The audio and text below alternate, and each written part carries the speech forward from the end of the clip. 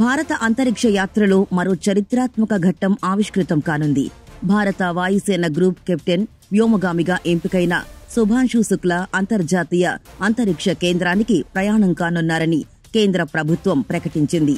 ఈ యాత్ర భారత అంతరిక్ష పరిశోధనా సంస్థ ప్రతిష్టాత్మకంగా చేపట్టనున్న గగన్యాన్ మిషన్ కు అత్యంత కీలకమైన ముందడుగు కానుంది.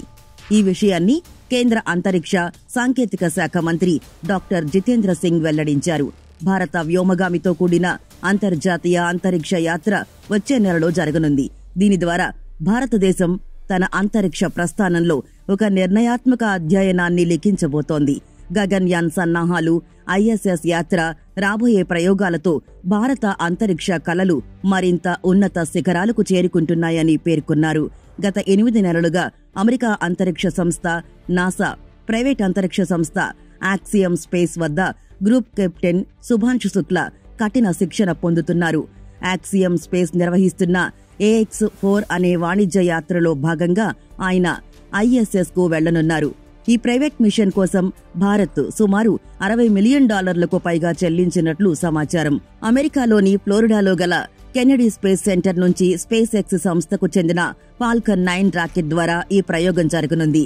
4 సభ్యుల వ్యోమగామి బృందం స్పేస్ ఎక్స్ కు డ్రాగన్ క్యాప్సూల్లో ప్రయాణిస్తుంది. ఈ యాత్రకు యాక్సియం స్పేస్ కు చెందిన నాసా మాజీ వ్యోమగామి పెగ్గీ విడ్సన్ కమాండర్ గా వ్యవహరిస్తారు.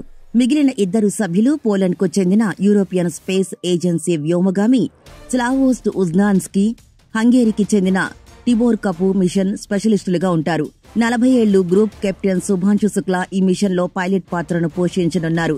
ఆయనకు సుదీర్ఘ కెరీర్ ఉన్నందున ఇస్రో తమ వ్యోమగాముల్లో పిన్న వయస్కుడైన శుక్లాను ఈ యాత్రకు ఎంపిక చేసింది.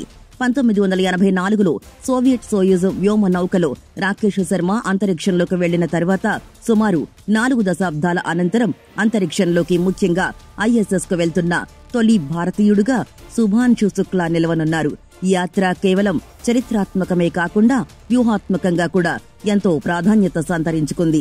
భారత తొలి మానవ సహిత అంతరిక్ష యాత్ర గగన్యాన్ కోసం అవసరమైన కీలక అనుభవాన్ని ఈ యాత్ర అందిస్తుందని ఇస్రో భావిస్తోంది.